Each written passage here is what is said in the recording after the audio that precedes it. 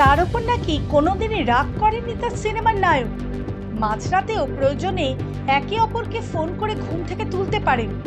একজনের আবার মেজাজটা একটু কড়া, আরেকজন বেশ রসিক।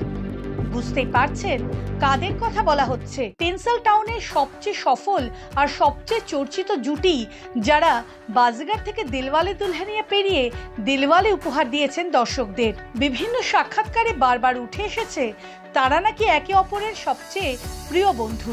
90-এর দশকের বলিউডে তাদের জুটির কেমিস্ট্রি আজও চর্চিত।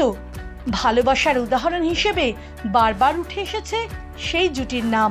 তারা আর কেউ নয়, বলিউডের অন্যতম সেরা জুটি শাহরুখ খান কাজল। তারা একসাথে পর্দায় আসা মানেই তৈরি এক নতুন ম্যাজিক। তাদের পর্দায় রোম্যান্সের গল্পটা শুরু হয়েছিল বাজিগার সিনেমার মাধ্যমে। পরিচালক আব্বাস মাস্তানকে নাকি এক একটি সিনের 5 রকমের অভিনয় করে দেখিয়েছিলেন শাহরুখ। অ্যান্টি হিরো হিসেবে প্রথম ছবি, আর কাজল ছিলেন নবাগতা। শাহরুখ কাজলের সেই প্রথম দেখা, নোটে গাছটা এখানে মোড়তে পারত, কারণ প্রথম দেখায় কাজলের উপর নাকি একটু বিরক্ত ছিলেন কিং খান। সাক্ষাৎকারে এ কথা জানিয়েছেন কাজল নিজেই।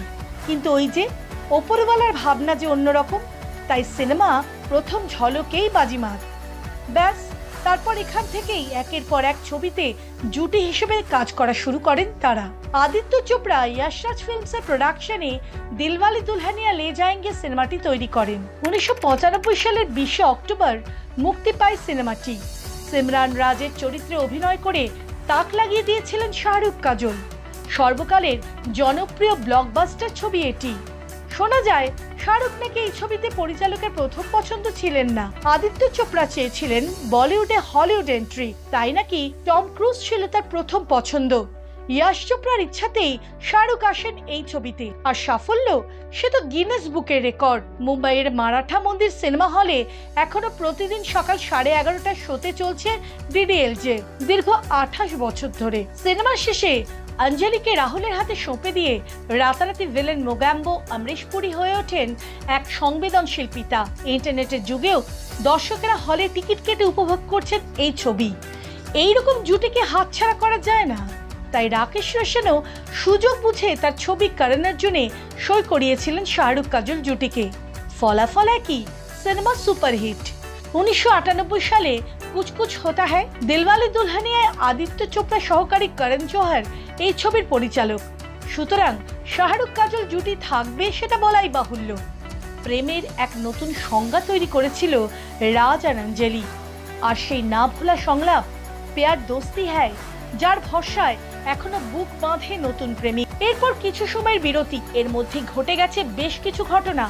বিয়ে হয়েছে কাজলের, ওদিকে সন্তানের মুখ দেখেছেন শাহরুখ গৌরী।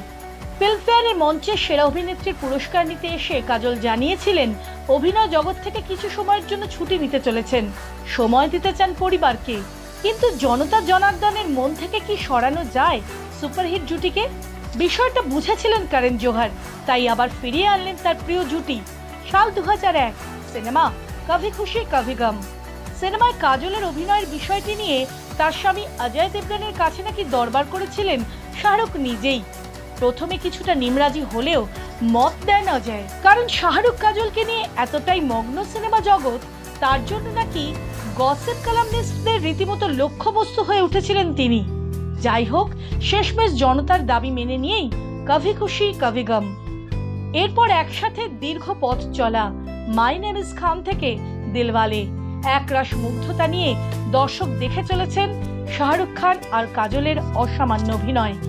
রাজ সিমরান হোক বা রাহুল অঞ্জলি, প্রেম কাকে বলে, রোমান্টিক জুটি কেমন হওয়া উচিত তা বুঝিয়েছেন শাহরুখ কাজল। 2 দশক ধরে নতুন জুটি এসেছে, জুটি ভেঙেছে, কিন্তু দর্শকের মনে তাদের আবেদন অপরিসীম। দর্শকরা তাদের সর্বকালের প্রিয় জুটিকে আবারও বড় পর্দায় দেখার আশায় আজও বুক বেঁধে রয়েছেন।